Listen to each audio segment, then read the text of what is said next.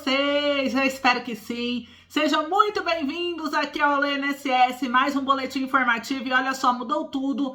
Trago nessa tarde de hoje para vocês a respeito do 14º salário INSS. Vou falar das datas, vou falar dos valores, vou falar quem recebe. E hoje foi a volta do Congresso, né? Depois aí de 15 dias, mais de 15 dias aí de férias, o Congresso retomou as atividades hoje e nós já temos pronunciamento do presidente Jair Bolsonaro. Eu vou falar das prioridades dessa semana referente ao Congresso e tudo o que você precisa saber referente ao aposentado, pensionista, aos benefícios da Previdência. Vai ter mudança na Previdência Social? Você vai saber aqui agora comigo nesse boletim, tudo bem? Antes de eu trazer já a primeira notícia, no total são 4 notícias, eu vou trazer dúvida de inscrito, eu vou trazer sobre o 14º, eu vou trazer sobre o retorno do Congresso, já as mudanças e aprovações, inclusive pronunciamento do presidente Jair Bolsonaro. Então eu quero que você fique comigo até o final desse vídeo para você não perder nada do que está acontecendo, tudo bem? Olha só, eu quero fazer uma pergunta rápida aqui para vocês. Alguém aí que tá me assistindo, você que tá me assistindo, você já fez portabilidade alguma vez de empréstimo consignado? Você sabe o que é portabilidade de empréstimo consignado? Sim ou não? Comenta aí pra mim agora, por favor. Você sabe o que é a portabilidade? Como que ela funciona? Comenta aí, pessoal. Todo mundo eu quero comentando.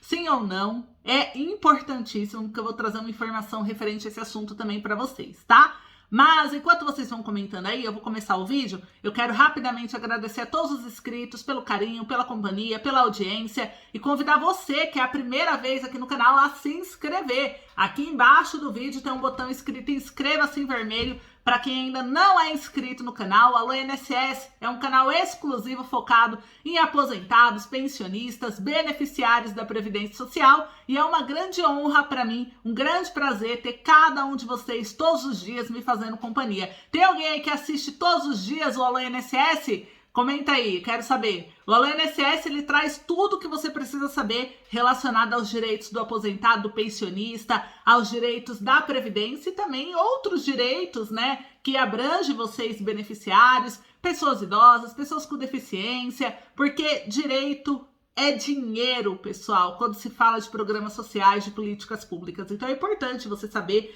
como que funcionam os benefícios, quais são os direitos da pessoa idosa, quais são os direitos da pessoa com deficiência. E além de trazer informação desse tipo, o Alô INSS é uma rede de apoio, porque nós apoiamos a luta da pessoa idosa, da pessoa com deficiência no Brasil, e é extremamente importante vocês ficarem atentos a isso, porque estamos falando do seu pagamento, do seu salário. Tudo bem? Então se inscreve no canal que é de graça para você ser notificado toda vez que postar vídeo novo. Deixa o like no vídeo, eu quero bastante joinha e compartilha, tudo bem? Bora lá então, pessoal? Eu já vou começar com uma informação importante. Atenção aposentados e pensionistas, porque foi anunciado um novo golpe, tá? Atenção a novo golpe na praça e você precisa entender como que ele funciona para você não cair nele. Aproveita e compartilha esse vídeo para que outras pessoas também entendam como que ele funciona e possam aí evitar perder dinheiro para esses golpistas, né? Então, o jurídico do Sindipetro, que é do Rio de Janeiro, faz um alerta para mais um golpe promovido contra aposentados e pensionistas, que se trata do golpe da devolução do IOF. Alguém ouviu falar sobre isso?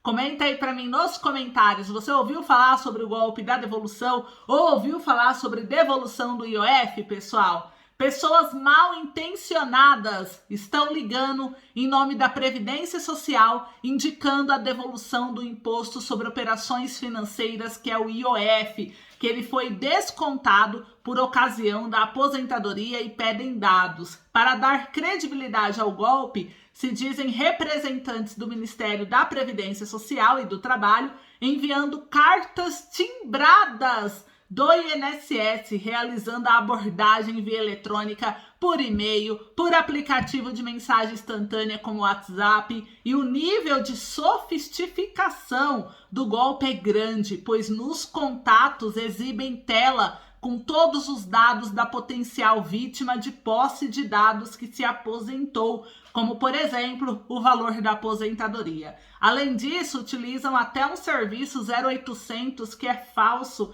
da Dataprev, conquistando assim a credibilidade do aposentado ou do pensionista. Em matéria anterior, sobre o golpe do consignado, o Sindipetro do Rio, ele mostrou que os fraudadores estão abordando suas vítimas de posse dados emitidos pelo INSS, oferecendo desde cartões de vantagens até compra de dívidas, que é a portabilidade, eu já vou falar sobre a portabilidade, passando por aplicações financeiras, entre outras facilidades.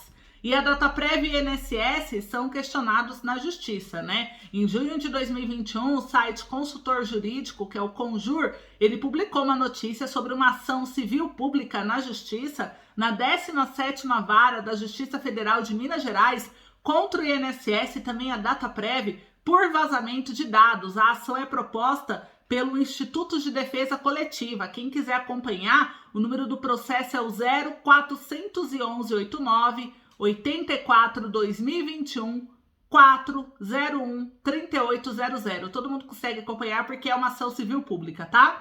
E a Dataprev, ela é o órgão responsável, pessoal, por repassar ao INSS as informações e os dados dos cidadãos que estão aptos a conseguir benefício previdenciário. Ocorre dessa maneira um tráfego de informações entre esses dois órgãos. Então, de acordo com a Lei de Acesso à Informação, os dois órgãos possuem o dever de tratar as informações pessoais dos aposentados com respeito às suas vidas privadas e também à intimidade. Além disso, a Lei de Acesso à Informação, no artigo 26 da Lei Geral de Proteção de Dados, estabelece vedação expressa ao poder público quanto à transferência em entidades privadas dos dados pessoais constantes nas bases de dados que têm acesso, e também descumpriram o seu dever de informar os titulares do direito à existência de vazamento de dados pessoais. E ataques sobre o governo de Bolsonaro, né? Coincidência ou não, após a posse do governo Bolsonaro em 2019, aumentou consideravelmente o número de golpes contra aposentados e pensionistas do Serviço Público e do INSS. Em 12 de março de 2019, o Gabinete de Segurança Institucional da Presidência da República, pessoal, que é o GSI, informou que os sistemas brasileiros ligados à Previdência Social foram realmente atingidos. Segundo o texto da época, o ataque hacker teve efeitos pontuais no Poder Executivo e até agora não se sabe quantos arquivos foram de fato roubados. Segundo a nota, o Dataprev, a divisão tecnológica da Previdência Social, seria sido principal vítima dos ataques no Brasil. Ainda de acordo com a nota do GSI, uma grande quantidade de e-mails com arquivos infectados teriam sido espalhados por toda a administração pública, embora não existam registros ou evidências de que essa foi amplamente afetada, né? Então, em dezembro aqui, foi informado, e agora o sindicato, né, do Rio de Janeiro, o Sindipetro, ele é sindicato dos petroleiros do Rio de Janeiro, informou aos aposentados e pensionistas tomarem cuidado com mais esse golpe, né, um novo golpe que fala que é do INSS e vai fazer devolução de IOF para vocês. Então,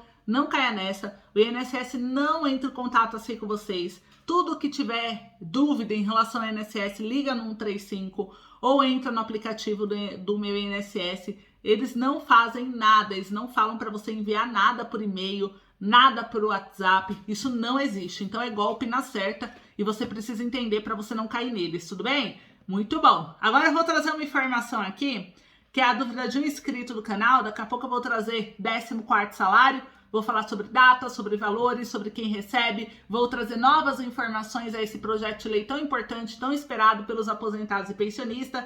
Muita gente acha que a luta acabou, mas não acabou, e hoje, com a volta do recesso parlamentar, com a volta do Congresso, né, parlamentar, o trabalho voltou. Eu vou trazer informações novas para vocês também daqui a pouquinho.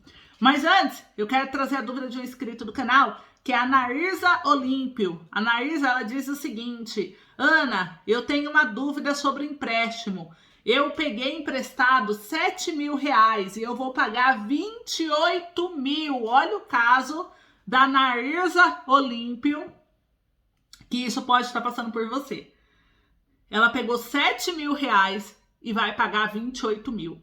E ela disse que achou um absurdo, mas ela estava precisando, então ela aceitou. Mas o coração dela dói quando ela lembra do valor, porque ela não entende. E olha só, Naísa, não é você só sozinha nessa questão não, tá? Muitos aposentados passam por isso e é importante você saber que existe juros abusivos, tá? E o que são os juros abusivos, como que você calcula e como que você foge deles, e ainda mesmo você tendo feito esse empréstimo, existe uma forma de você reduzir isso, tá? O que acontece, pessoal? Vamos lá. Existem diferentes linhas de créditos ofertadas no Brasil. Elas tornaram-se muito conhecidas principalmente por causa dos juros abusivos. Segundo dados do Banco Central, o cheque especial tem apresentado uma taxa de juros de cerca de 320% ao ano, enquanto o rotativo do cartão de crédito gira em torno de 300%. Por isso, é muito importante saber identificar quando a cobrança de juros é mais elevada do que deveria, saber como fazer o cálculo das taxas e conhecer os principais cenários em que práticas abusivas ocorrem, né? Então eu vou trazer aqui para vocês. Vamos lá.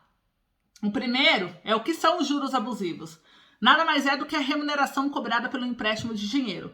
Trata-se de um percentual aplicado sobre o valor emprestado, que se chama taxa de juros, e ele existe porque quem empresta o dinheiro corre o risco de não ter essa quantia devolvida, ou ainda porque ao fazer o empréstimo deixa-se de ganhar rendimentos em investimento, por exemplo. E o empréstimo é, portanto, um negócio que precisa valer o risco para quem cede o montante, né? Quem paga por esse risco é o tomador do empréstimo na forma de juros. E no dicionário, abusivo significa excessivo, que resulta de uma situação injusta, incorreta, imprópria. Quando a taxa de juros é abusiva, é assim que o consumidor se sente, vítima de uma injustiça. E pode-se dizer que juros abusivos estão sendo aplicados no seu contrato quando os juros é muito maior do que o necessário para cobrir o risco do empréstimo, quando a cobrança está acima da média prevista pelo Banco Central do Brasil ou infringe o Código de Defesa do Consumidor. E como saber se a taxa de juros é abusiva? Não existe uma tabela que define os juros abusivos. Porém, você pode desconfiar se essas taxas estiverem muito acima da média do mercado, como é o caso da Naísa, né? Por isso é muito importante ficar atento ao contrato firmado com a empresa e com as taxas que foram acordadas. Uma boa alternativa para se manter informado e evitar as práticas abusivas é consultar as taxas médias das instituições no site do Banco do Brasil. É possível descobrir o valor médio dos juros aplicado em cada tipo de operação de crédito por todas as empresas que oferecem a modalidade. E assim, você pode se perguntar, né? Como saber se eu estou pagando juros abusivos no meu contrato? Um bom exemplo é o financiamento de automóvel, já que essa modalidade de crédito é recorrentemente acusada de conter juros abusivos. Na tabela de aquisição de veículo do Banco Central, vemos que as taxas de juros nessa modalidade costumam estar entre 0,74% e 3,64% ao mês. Porém, a maior parte aplica juros entre 1,5% e 3%. Esse é um bom comparativo para entender se o que estão cobrando no seu financiamento, né, está muito acima do mercado. E como referência, eu vou trazer algumas aqui de taxa de juros na modalidade de crédito ao ano para você comparar a sua. O cheque especial, a taxa de juros ao ano é a média de 323%. O rotativo do cartão de crédito, 300%. Parcelamento do cartão de crédito, 175%. Crédito pessoal, 120%. Empréstimo com garantia de veículo, 12,5%. Empréstimo consignado privado, 16,6%. Empréstimo com garantia de imóvel, 10,6% ao ano. Então, essa é a média da taxa de juros aí que estão cobrando. E no seu caso, o que acontece? Quando você identifica um juros abusivo, você pode tentar entrar com uma ação judicial para reaver isso, né, e o juiz olhar, analisar e conseguir ajudar você. E também, né, se você contratou um empréstimo, percebeu que as taxas praticadas são irregulares ou abusiva, você não precisa ficar preso a um empréstimo que não é vantajoso. Você pode fazer a portabilidade de crédito. É possível você transferir a sua dívida para uma outra instituição financeira que te oferece condições melhores. A operação é um direito do consumidor, é possível solicitá-la a qualquer momento, mediante o cancelamento do contrato e quitação antecipada da dívida no banco original. E para solicitar a portabilidade de crédito, você deve entrar em contato com o banco que possui o empréstimo consignado, solicitar o extrato com o saldo devedor para quitação antecipada da dívida, né? Esse cálculo, ele traz a dívida ao valor presente, excluindo os juros não pagos. O documento deve ter algumas informações sobre o empréstimo, como o número do contrato, saldo devedor atualizado, demonstrativo de evolução do saldo devedor, né? Enfim, tudo que de informação você tem que ter nesse papel. E a portabilidade, você pode solicitar, você é aposentado, pensionista, funcionário público e privado, a empresas que estão com taxa de juros melhores. E por isso que no vídeo de hoje eu indico para vocês a Meu Tudo. Por isso que eu falei se você sabe o que é portabilidade, se você já fez. Porque o caso da Anaísa é o caso de muitos brasileiros, tá? Então você consegue, Anaísa, fazer uma portabilidade se você tá achando seus juros muito alto. Para você ver se ele tá abusivo ou não, chama Meu Tudo. Eu vou deixar o link do WhatsApp deles aqui no primeiro comentário. Explica a sua situação, passa para eles as perguntas que eles vão... as respostas, né, que eles vão te perguntar, qual é o valor do seu empréstimo total, quantas parcelas, porque eles vão fazer uma simulação com você e eles vão te dizer, olha, seus juros realmente tá caro ou não. E aí você passa esse seu empréstimo para ela, que você pode ter uma vantagem, se de fato ela tiver juros menores, né? Para você saber, você tem que entrar em contato. Então, entre em contato com a Meu Tudo, eu super indico, é uma empresa de confiança, já indiquei várias vezes aqui no canal e muita gente deu certo aí com elas, tudo bem? Então, beleza. Agora eu vou trazer uma informação para vocês. Eu já vou falar sobre o 14º salário INSS. Mas antes, eu quero trazer aqui uma informação importante. O Bolsonaro, ele afirmou que acertou com Guedes a revisão da tabela do imposto de renda em 2023. Ele falou o seguinte, abre aspas, não sei o percentual ainda, mas vamos começar a recuperar isso daí, porque está virando, na verdade... o imposto de renda, um redutor de renda e não uma tabela, né? Então, o presidente Jair Bolsonaro se pronunciou referente a essa tabela, né, do imposto de renda. Ele diz que como está sendo um redutor de renda, porque quem ganha menos está pagando mais impostos, ele vai fazer essa mudança. A campanha de 2018 do Bolsonaro para presidente, ele já falou que ia mexer na tabela, só que ele não mexeu, né?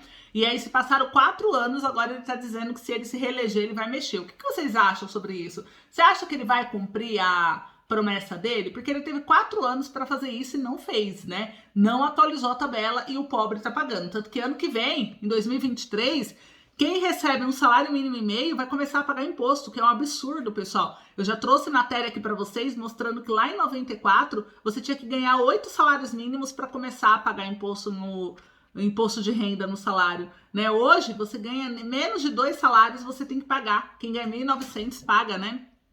Então, a gente vê o quanto é importante isso. Mas uma boa notícia é que eu falei para vocês que o Congresso vai retomar a reunião sobre a política de valorização do salário mínimo, né? E isso já traz aqui um efeito. O próprio presidente Bolsonaro se pronunciou hoje, falando que ele vai revisar essa tabela para 2023, porque ela tá um redutor de renda e isso não é aceitável, tem que mudar, né? Então, uma boa notícia aí para vocês.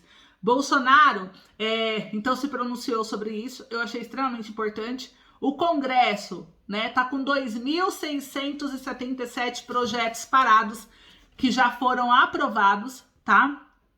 Olha só, ao longo da legislatura, o Congresso acumulou 2.677 propostas que já foram aprovadas pela Câmara ou Senado, mas que ainda não tiveram decisão na outra casa. Alguns projetos foram aprovados em 1984 e continuam sem definição em 2022. Olha que absurdo, né? E o levantamento do Poder 360 identificou 1.475 projetos no Senado, esperando deliberação na Câmara, e 1.202 na situação oposta, ou seja, uma casa aprova e a outra não avança com o projeto, que é um absurdo, né?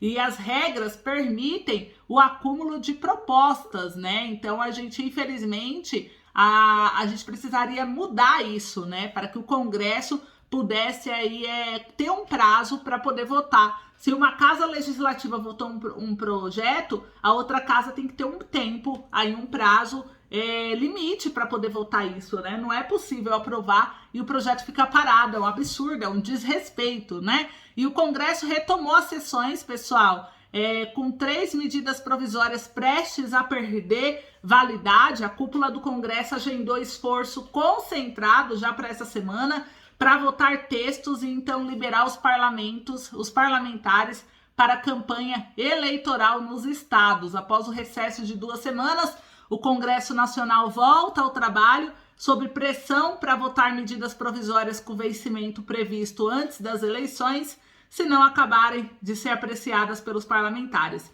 E 3 dessas medidas já perdem validade nessa segunda semana de agosto.